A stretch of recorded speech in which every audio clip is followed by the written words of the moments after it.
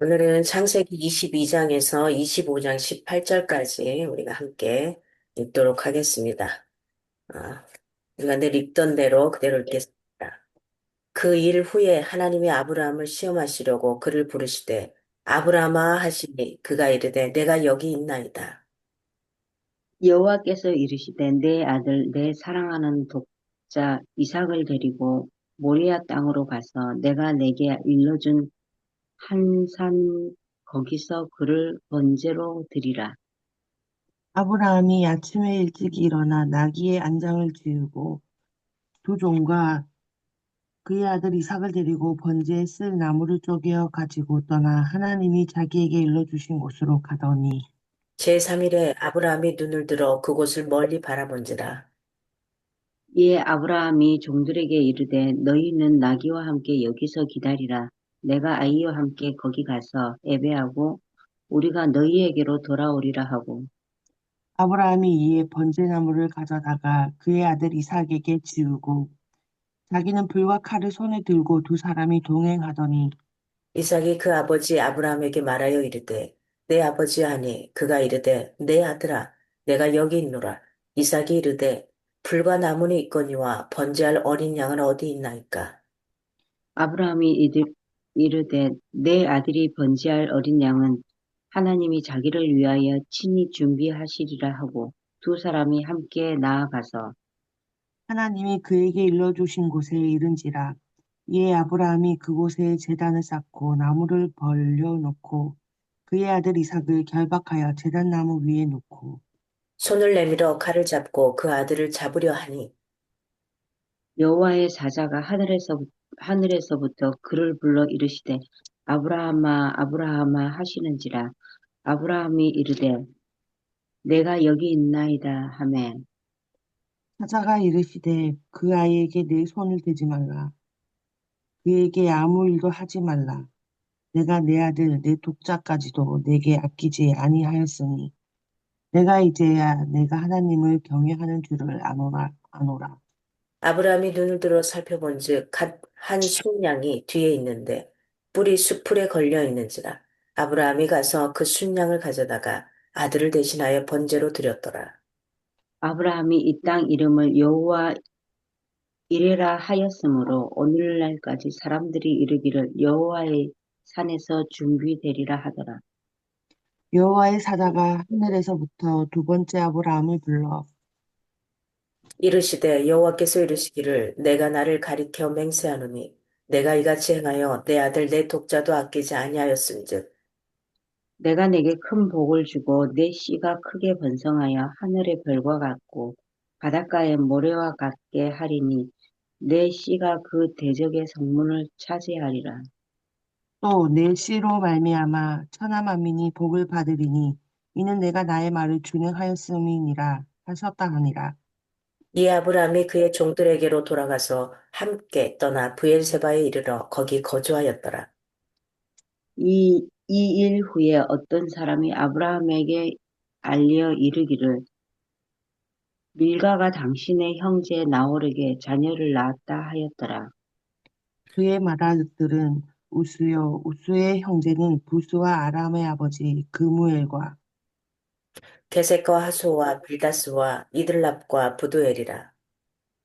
이 여덟 사람은 아브라함의 형제 나홀의 아내 밀가의 소생이며 부두엘은 리브가를 낳았고 나홀의 첩 르우마라 하는 자도 데, 데바와 가함과 다하스와 마아가를 낳았더라. 사라가 127세를 살았으니 이것이 곧 사라가 누린 햇수라. 사라가 가나안 땅 헤브론 곧 기랏 아르바에서 죽음에 아브라함이 들어가서 사라를 위하여 슬퍼하며 애통하다가 그 시신 앞에서 일어나 나가서 헷 족속에게 말하여 이르되 나는 당신들 중에 나그네요 거류하는 자이니 당신들 중에서 내게 매장할 소유지를 주어 내가 나의 죽은 자를 내 앞에서 내어다가 장사하게 하시오. 헷 족속은 아브라함에게 대답하여 이르되 내 주여 들으소서. 당신은 우리 가운데 있는 하나님이 세우신 지도자이시니 우리 묘실 중에서 좋은 것을 택하여 당신의 죽은 자를 장사하소서. 우리 중에서 자기 묘실에 당신의 죽은 자 장사함을 금할 자가 없으리이다.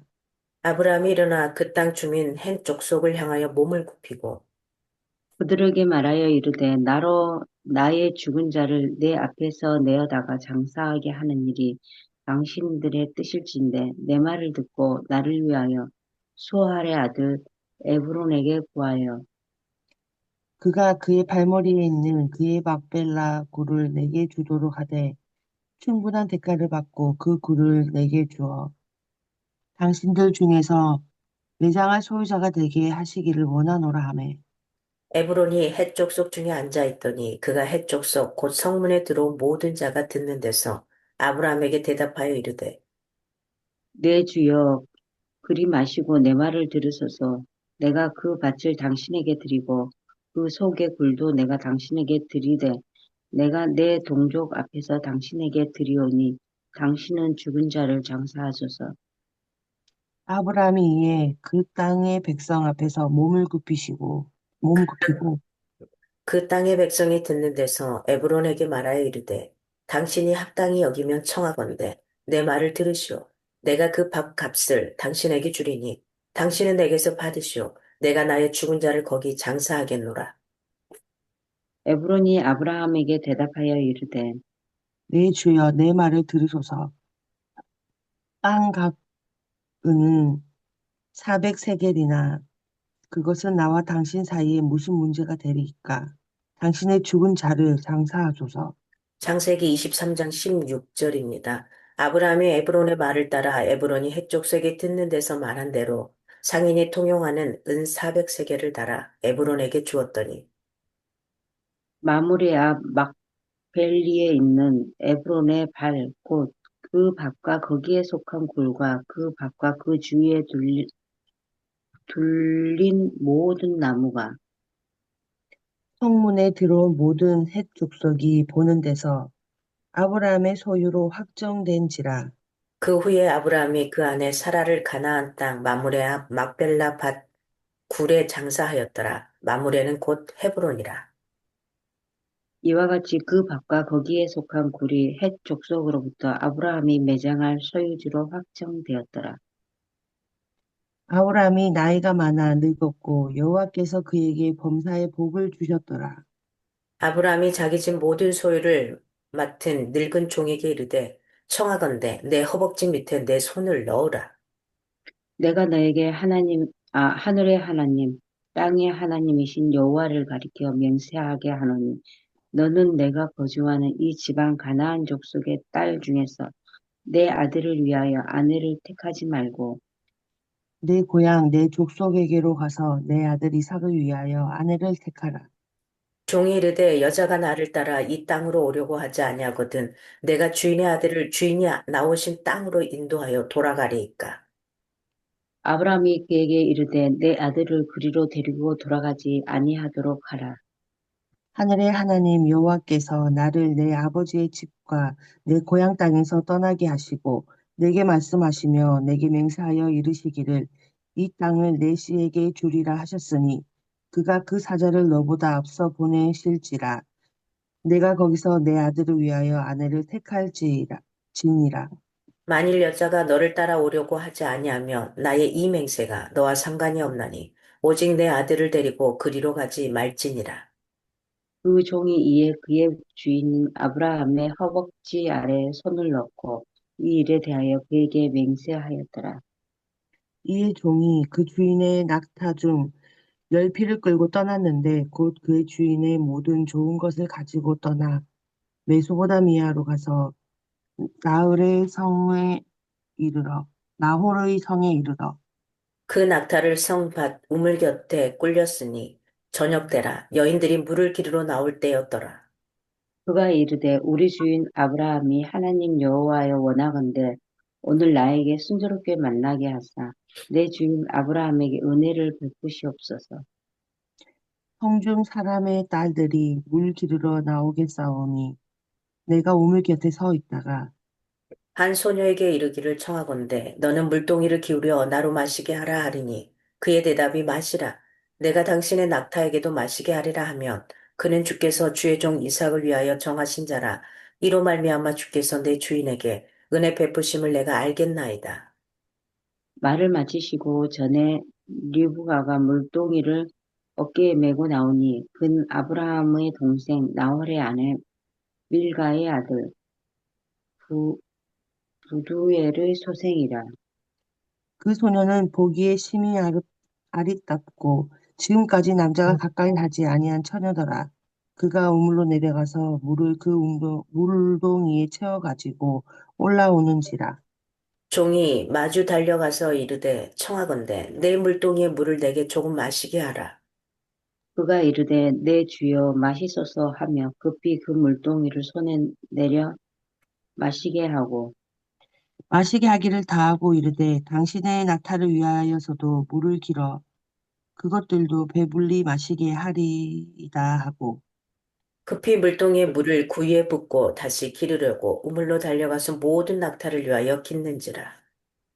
그 사람이 그를 묵묵히 주목하며 여호와께서 과연 평탄한 길을 주신 여부를 알고자 하더니 낙타가 마시기를 다음에 그가 반세겔 무게의 금 코걸이 한 개와 13겔 무게의 금 손목고리 한 쌍을 그에게 주며 이르되 내가 누구의 딸이냐 청하건대 내게 말하라. 내 아버지의 집에 우리가 유숙할 곳이 있느냐. 그 여자가 그에게 이르되 나는 밀가가 나홀에서 낳은 아들 부두엘의 딸이니라. 또 이르되 우리에게 집과 사료가 족하며 유숙할 곳도 있나이다. 이에 그 사람이 머리를 숙여 여호와께 경배하고 이르되 나의 주인 아브라함이 하나님 여호와를 찬송하나이다. 나의 주인에게 주의 사랑과 성실을 그치지 아니하셨사오며 여호와께서 길에서 나를 인도하사 내 주인의 동생 집에 이르게 하셨나이다 하니라.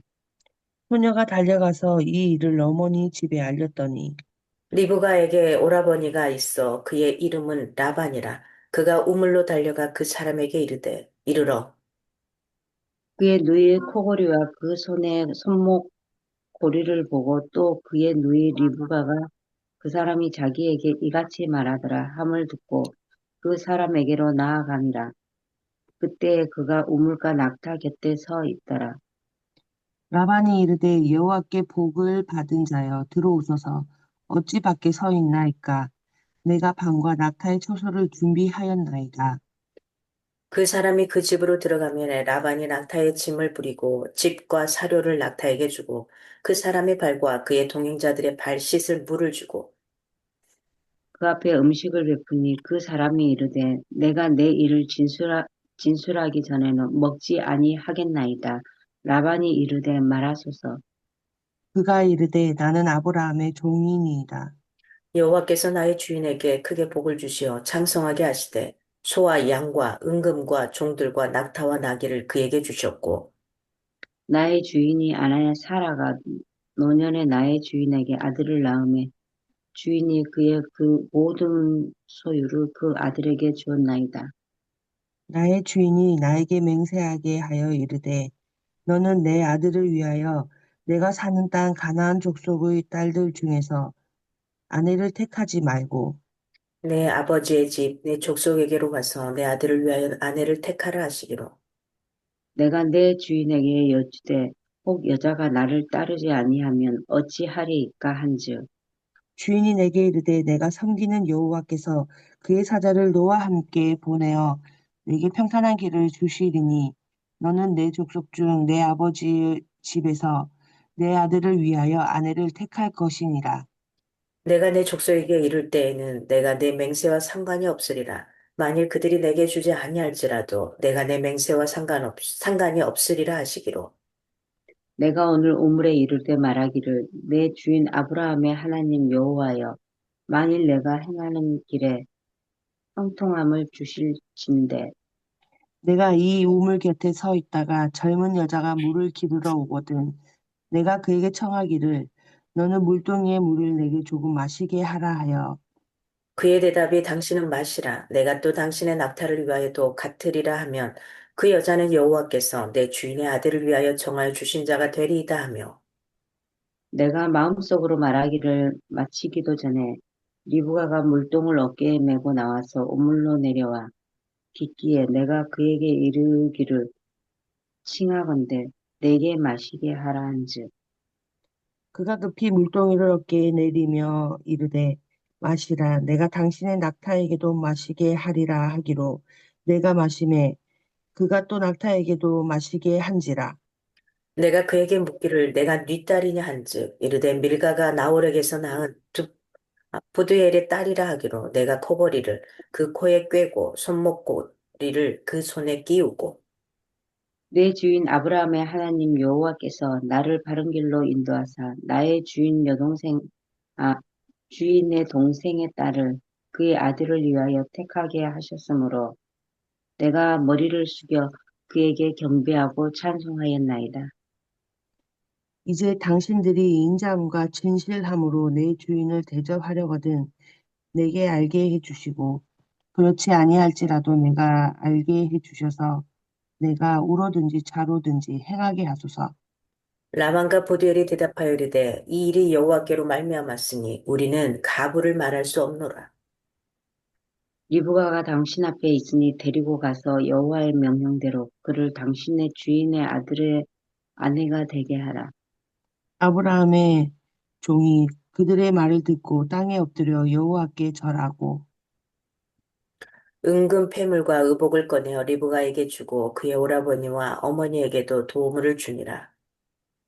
이에 그들 곧 종과 동행자들이 먹고 마시고 유숙하고 아침에 일어나서 그가 이르되 나를 보내어 내 주인에게로 돌아가게 하소서. 리브가의 오라버니와 그의 어머니가 이르되 이 아이로 하여금 며칠 또는 열흘을 우리와 함께 머물게 하라. 그 후에 그가 갈 것이니라. 그 사람이 그들에게 이르되 나를 만류하지 마소서 여호와께서 내게 형통한 길을 주셨으니 나를 보내어 내 주인에게로 돌아가게 하소서.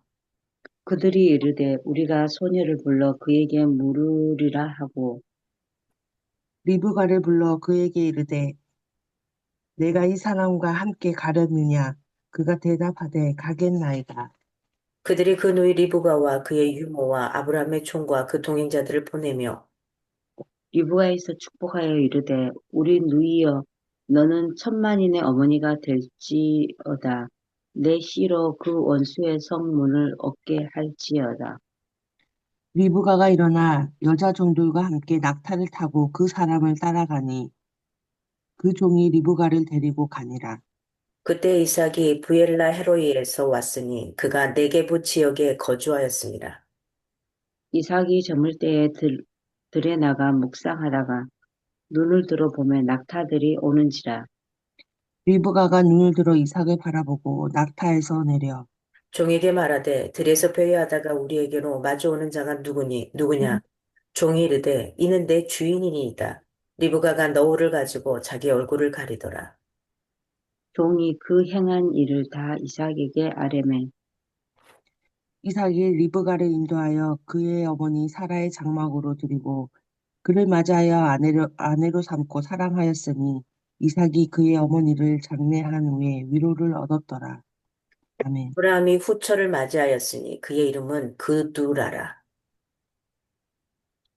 그가 시므랑과 욕상과 무당과 미디안과 이스박과 수아를 낳고 욥사는 스바와 드단을 낳았으며 드단의 자손은 아수르 족속과 르두시 족속과 르움미 족속이며 미디안의 아들은 에바와 에벨과 한옥과 아비다와 엘다인이 다 그두라의 자손이었더라.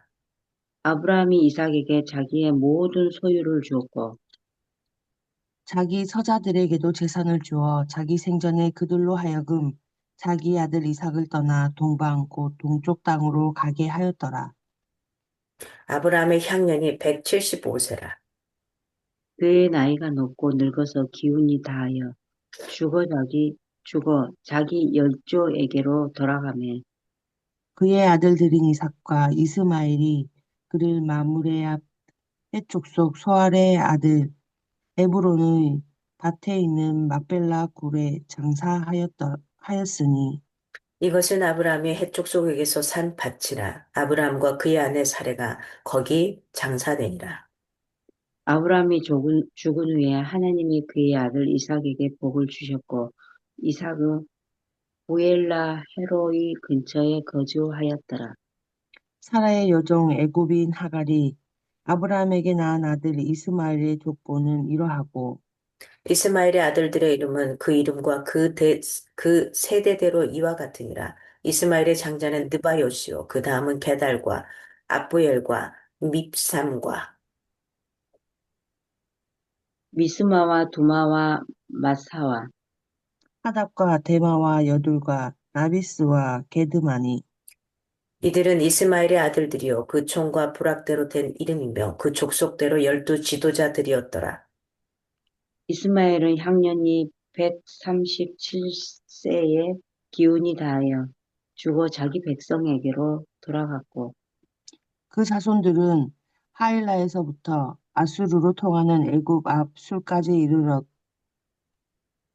그 모든 형제 맞은편에 거주하였더라. 아멘. 아멘. 여기까지. 그 다음은 또 다른 챕터로 들어가서요. 오늘은 22장에 그 어렵게 낳은 아들, 그렇잖아요. 그 얼마나 오랫동안 언약을 지키고 있었는데, 그 사이에 뭐, 또 이스마엘 그 몸종의 아내를 통해서 이스마엘을 낳고, 막 그런 과정들을 막 있었는데, 어렵게 낳은 그 아들을 이제 어느 정도 조금 장성을 했는데, 바치라고 해요. 그래서 오늘 창세기 22장은 아브라함을 시험하는 자입니다. 아브라함을 시험하는 자. 어, 근데 왜 이런 테스트를 하실까 이거죠. 그러니까 이 시험이라는 단어는 영어로 테스트와 템프테이션이 있습니다. 이게 진짜 시험이냐, 아니면 유혹이냐, 이게 있는데 이것은 테스트입니다. 시험입니다. 세우기 위해서라는 거죠. 이 가정을 제대로 세우기 위해서 뭔가가 확실해야지만 그 사람을 도울 수 있고 나가는 거잖아요. 그래서 22장 1절에서 2절에 이삭을 바치라 그래요. 다시 어떤 상당한 시간이 흐른 것 같아요. 왜냐하면 그 일 후에 이러니까 그 일 후에 상당한 시간이 흘렀는데 보통 이제 이렇게 여러 가지를 따져봤을 때 약 한 15년 정도 흐른 후에 이 아이가 어느 정도는 청소년기가 된 거죠. 청소년기가 된 이때 이삭을 데리고 모리아 산으로 가라. 그리고 네 아들을 네가 사랑하는 얼마나 사랑했겠어요. 자기 진짜로 이 본처에게서 난 진짜 후손이잖아요. 너무너무 사랑했는데 그 아이를 바치라고 이절에 말하는 거죠. 네 아들, 네가 사랑하는 독자 이삭 이렇게 말을 해요. 그러니까 얼마나 사랑했겠느냐가 나오죠. 네 아들, 네가 사랑하는 독자 이삭. 여러분에게 자녀가 그것도 아들 딱 하나만 있다고 생각해봐요. 완전히 다르죠. 완전히 다르죠. 그 사랑하는 그 아들을 나한테 바치라는 거예요. 그런데 재미난 건 아브라함이 3, 4절에 순종을 해요. 순종을 해요. 일찍 일어나서 모든 채비를 하고 바쳐요. 그래서 가다가 이 조금 그래도 생각이 있는 아들이잖아요. 장성한 아들이니까. 이 아들이 아니 다른 건 다 했는데 이렇게 뭐 땔감도 있고 가서 불 할 것도 있고 다 했는데 드려야 될 이 짐승은 어디 있습니까? 이거 묻지 않겠어요? 궁금하지 않겠어요? 물어요. 근데 아버지가 그래요. 아니 그건 하나님은 다 준비하실 거다. 그리고 미리 다 준비되어 있다. 뭔가 생각이 좀 이상하지 않겠습니까? 뭐 그런데도 거기까지 올라가죠. 그래서 구절에 보면은 하나님이 그에게 일러준 곳에 이르렀다 그래요. 하나님이. 이때가 아브라함 나이가 대충 추정하면 120에서 한 150세 사이 정도라고 해요. 그러니까 뭐 얼마 지나지 않아서 이제 기력이 다해서 죽기도 하잖아요. 그래서 얼마 되지 않았던 거. 나무를 벌려놓고 그의 아들 이삭을 결박을 해요. 근데 재미난 건 이 아들이 그 결박을 그대로 당해요. 그냥 저항하지 않는다는 거. 저항할 나이가 됐는데도 불구하고 저항을 하지 않아요. 그리고 나무 위에 놓고 손을 내밀어요. 그리고 칼을 잡아요. 이 아들을 진짜 잡으려고. 이 상황 가운데 저기 아들이 이삭이 분명히 발버둥 칠 수도 있고, 이렇게 뛰쳐갈 수도 있고, 나는 아니야, 뭐 그럴 수도 있고, 아예 결박이 당하지 않을 그 나이단 말, 아버지를 충분히 이길 수 있는 나이단 말이에요. 근데 그걸 하지 않아요. 그러면 어떨까요? 이미 아버지는 120에서 한 150세가 됐을 거고, 추정하기에. 그러면 이 아들은 20대 초반 정도 됐거든요. 이건 뭘까? 이건 뭘까? 성경에 여기에 대해서 특별하게 이야기하고 있지는 않아요. 근데 저는 이렇게 생각을 좀 합니다. 이 아들 이삭은 아버지가 살아온 인생을 충분히 인정했고, 그 아버지가 믿고 있는 하나님을 자기도 받아들인. 그러니까 그 아버지의 인생을 인정한. 그리고 아버지의 말이라든지 이거에 대해서 분명하게 신뢰하고 있는 이거요. 이게 아버지로부터 받은 그 하나님을 믿는 그 신앙을 이 아들이 그대로 가져오지 않았나 싶습니다. 그렇기 때문에 반항하지 않고 아버지가 그렇다고 하면 설사 내가 죽더라도 그럴 것이다라고 생각을 했던 이 신앙. 그러니까 그 아버지가 제대로 살아냈던 거겠죠. 우리가 보기에는 삐딱삐딱한 그런 뭐 제대로 살지 못하는 공사 중인 상황이었잖아요. 마찬가지. 그럼에도 불구하고 이 아들은 그 아버지를 오롯이 신뢰했던 거죠. 그 신앙을. 그가 믿는 조상 하나님을. 그러고 11절에 칼을 들어서 이 아들을 죽이려는 순간 하나님의 우리와 같은 음성이 들려요. 아브라함아, 아브라함아. 이렇게 외쳐요. 다급하게. 그 아이에게 손을 대지 마라. 그에게 아무 일도 하지 말라. 12절에 하나님이 간곡한 부탁을 해요. 내가 내 아들 독자까지도 내게 아끼지 아니하였으니 12절에 나오죠. 아니하셨으니 이제 내가 이제야 내가 내 하나님을 경외하는 줄 아노라. 이렇게 표현하는 겁니다. 수없는 그동안의 여러 가지 상황들이 있었지만 여전히 공사 중이었는데 하나님이 이제야 네가 진짜 나를 사랑하는 네가 진짜 나를 경외하는 줄 경외라는 단어는 그거죠. 두려워할 외자 무겁게 그분을 두려움으로 바라보는 존경하는 이거죠.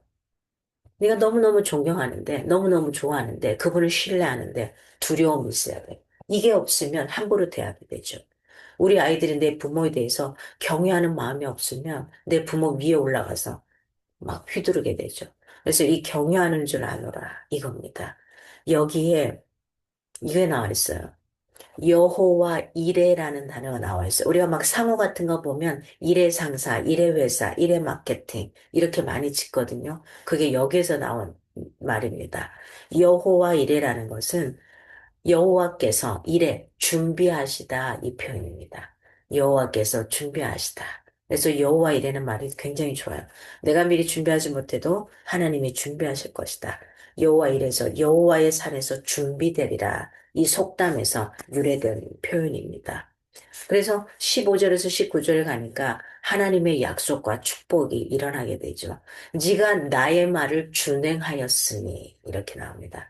18절에 네가 나의 말을 준행하였으니 하나님이 내 씨가 응? 창세기에서는 씨라는 단어, 씨, 자손, 축복 이 단어를 크게 하는데 내 씨가 크게 번성하리라 이렇게 합니다. 이때까지만 해도 내 뱃속에서 난 아이는 딱 하나 여러 가지 그렇습니다. 무거운 가재를 안고 모리아 산으로 걸어왔던 아버지와 아버지 아브라함과 아들 이삭 이들은 기쁨으로 그의 발걸음이 가볍게 산에서 내려오게 되죠. 그리고 20절에서 24절에 보니까 나홀의 족보가 나옵니다. 나홀과 밀가가 만나서 그 밑에서 부두엘과 리브가가 나와요. 네. 부두엘과 리브가가 나와요. 이 리브가라는 여성. 그래서 22장에 있어서는 우리는 이겁니다. 이삭을 제물로 바치라는 명령은 하나님 스스로 후손에 관한 약속을 위태롭게 하는 명령 같기도 하잖아요. 그렇잖아요. 겨우 하나 줬는데 이게 자손을 바다의 모래와 같이 하늘의 별과 같이 주겠다고 하셨는데 이거 굉장히 위태로운 거잖아요. 하나밖에 없는 이 아들을 지금 씨앗으로 나온 이 아들 하나를 겨우 하나를 죽이라고 하니까 그렇습니다. 그런데 하나님의 테스트, 시험의 궁극적인 목적이 뭐냐 하는 거예요. 그건 결국은 우리의 복지를 위함이라는 거예요. 우리가 앞으로 더 잘 되는 거, 더 풍성하게 되는 이것을 위함이라는 거죠. 그래서 이 테스트를 잘 통과하게 되면 그 다음 단계를 갈 수 있는 거잖아요. 우리가 살아가는 데 있어서도 어떤 자격증을 갖기를 원하면 자격을 갖기 원할 때는 뭐 하죠? 테스트를 보죠. 그 테스트를 통과하게 되면 그 자격이 부여되는 것과 같은 이런 위치라고 생각을 해도 괜찮을 것 같습니다. 근데 이 아브라함은 믿음의 눈으로 그 가라고 하는 하나님이 지시하는 모리아 산을 바라보기 전까지는 하나님만이 준비하실 수 있는 복을 누리지 못할 겁니다. 근데 그걸 그가 믿음의 눈으로 바라봤을 때 지금 하나님께서 이제야 내가 이 표현을 하시는 장면이 되게 되죠. 하나님에게 내려놓지 못하는 건 우리는 뭐냐면 우상, 탐심, 이겁니다. 우상과 탐심이 바로 하나님에게 내려놓지 못하는 것들이 돼요. 이걸 내려놓을 때 또 다른 삶들이 우리에게 펼쳐집니다. 그리고 창세기 23장으로 가면은 사라가 죽음을 맞이하게 되죠. 사라의 죽음을 1, 2절에 보면 사라는 127세를 살다 죽었다 그래요. 127세. 그녀가 죽은 곳은 가나안 땅 헤브론. 그래서 우리가 선교 현장이나 다른 데 해외에 나가면 헤브론 병원, 헤브론이라는 표현이 많이 나옵니다. 전에 기랏 아르바라고 알려진 곳. 그러니까 지명 이름입니다. 그래서 이 저기 뭐야, 23장 3절에서 16절에 매장지 구입을 위한 협상이 이루어집니다. 헤브론 해적 속의 지도자에게 말하지요. 음, 나에게 이 땅을 좀 팔아라. 이걸 간곡하게 이야기를 합니다. 그리고 그곳에 묻습니다. 이게 에브로는 아브라함의 제안을 받아들이고 400세겔에 합의를 하고 그 땅을. 우리도 요즘에 그렇잖아요. 우리가 그 묻히는 곳 아니면 뭐 납골 땅이 되든 다 어떻게 돈을 줘야만 하는 거잖아요. 그것을 하기 위해서 이렇게 가정합니다. 그래서 17절에서 20절에 막벨라 굴의 소유권을 획득하게 되고요. 그곳에 장사하게 됩니다. 23장은 사라의 죽음을 말하고 있습니다. 23장에 보면은 이런 내용이죠. 시련을 통해서 아브라함의 믿음이 더욱 단단해지는 걸 봅니다. 그래서 성경에 이런 표현을 합니다. 고난이 곧 유익이라. 어떻게 고난이 시련이 유익이 될 수 있어요? 그러는데 저는 제가 살아본 인생으로는 그런 것 같습니다. 어떤 나에게 예기치 않은 일들이 벌어진 다음에 훨씬 더 내가 단단해지는 걸 경험하게 되고 내 생각이 굳게 되는 걸 경험하게 되고 그렇게 나가는 것 같아요.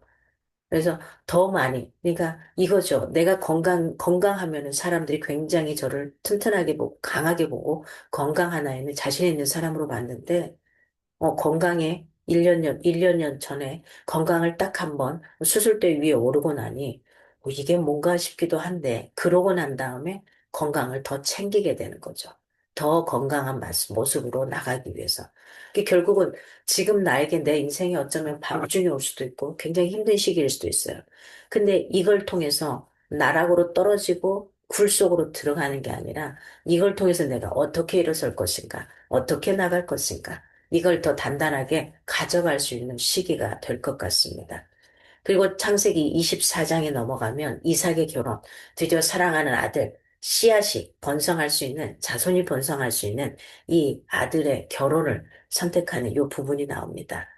약속의 사람 아브라함에게 아직 남은 사명입니다. 아브라함이 이걸 해야지만 그 다음 단계에 나가게 되겠죠.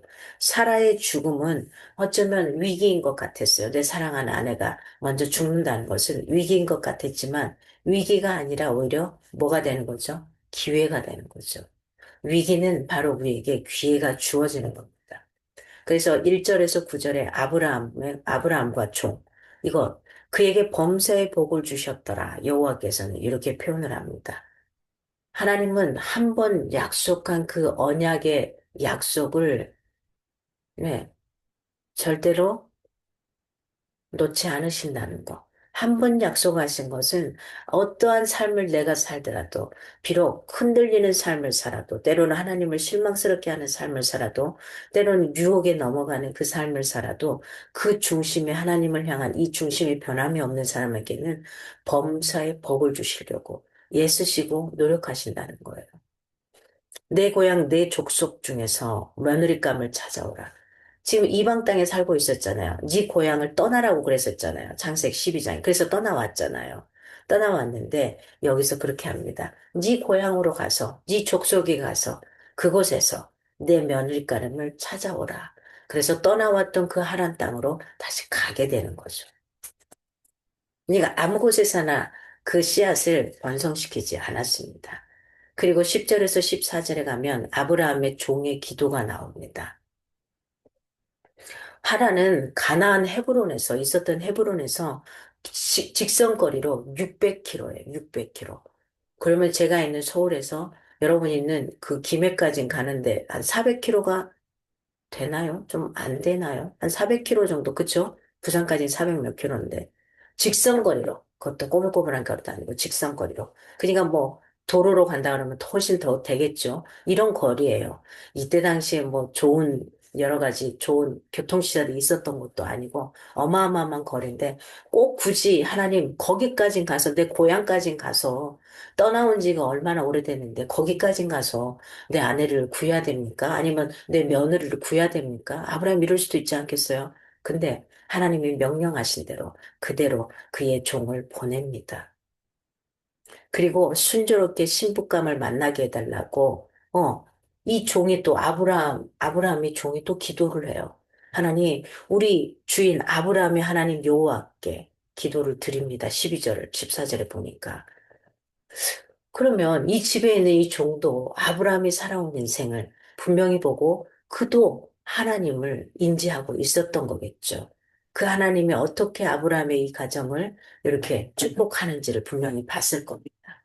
그리고 15절에서 27절에 종과 리브가가 만나게 돼요. 그래서 아까 리브가라는 사람이 누구에게서 나오죠? 아까, 22장에 나왔었죠. 나홀의 족보가 나왔잖아요. 이 족보가 그냥 나온 게 아니죠. 나홀과 밀가가 만나 부두엘을 낳고 부두엘과 리브가가 나오더라. 그 리브가가 지금 여기 있는 거예요.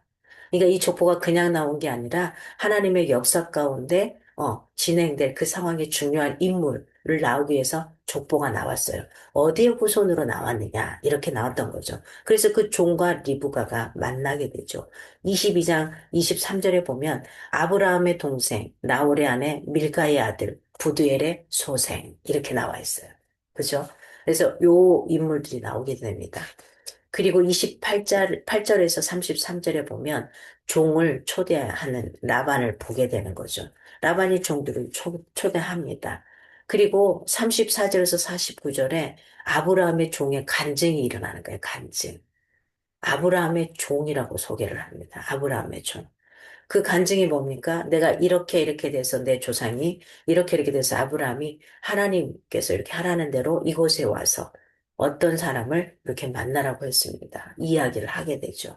그리고 50절에서 58절에 리브가의 혼담이 드디어 성사가 됩니다. 그죠? 이삭을 보지도 않고, 그러니까 우리 조선시대 어때요? 여인네 얼굴 보지도 않고, 누구누구 자손의 누구입니다. 그 사람과 컨택하고 만나서 결혼식 날, 이 쓰고 있었던 면사포를 앞에 보이지 않았던 것을 들고서 그 첫날 밤에 남편의 얼굴을 보게 되는 이런 케이스죠. 이때 당시부터 있었던 상황들입니다.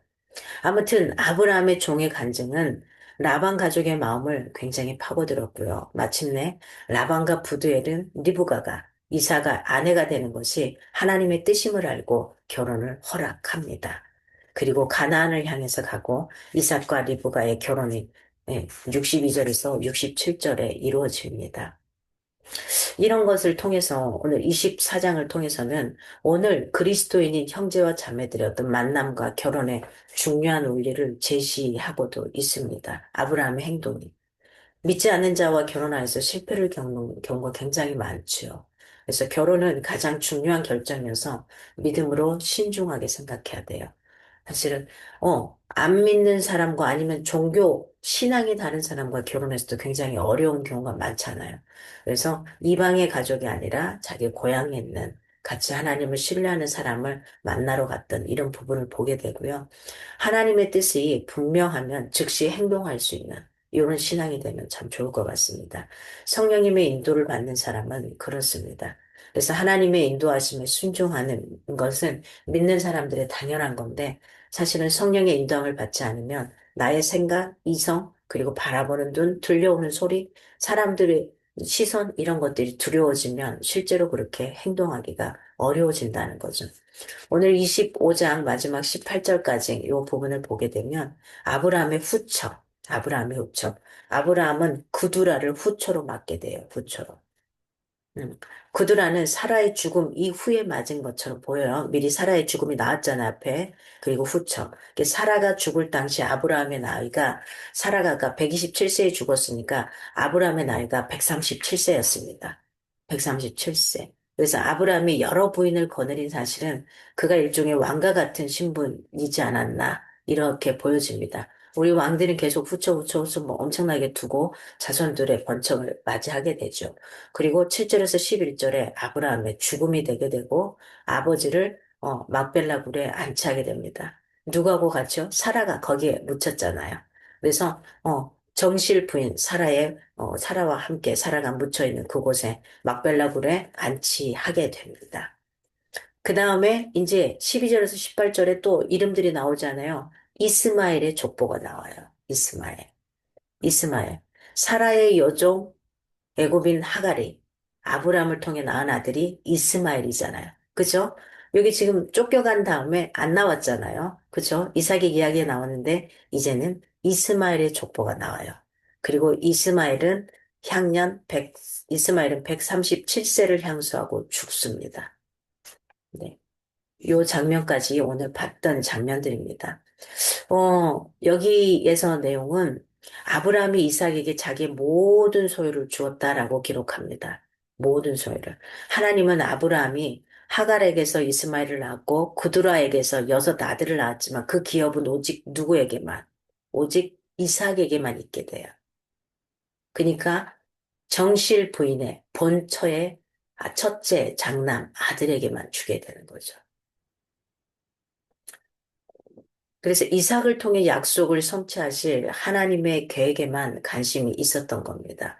그 안에서 어떻게 해갈 건가 하는 거죠. 아브라함처럼 하나님에게 시선을 두고 하나님 앞으로 가는 이런 신앙의 삶을 살아가면 참 좋을 것 같습니다. 아브라함이 죽었다고 하나님의 약속마저 죽은 건 아니죠. 이제 그 다음에 약속은 누가? 그의 아들을 통해서 하나님의 언약들이 펼쳐져 갈 겁니다. 우리를 향한 하나님의 모든 말씀은 하나님의 시간을 따라서 반드시 성취됩니다. 그러니 말씀을 붙들고 흔들지 말고 흔들려도 말씀을 붙들면서 살아가면 되게 돼 있습니다. 오늘은 좀 긴 장으로서 이렇게 마치게 됩니다.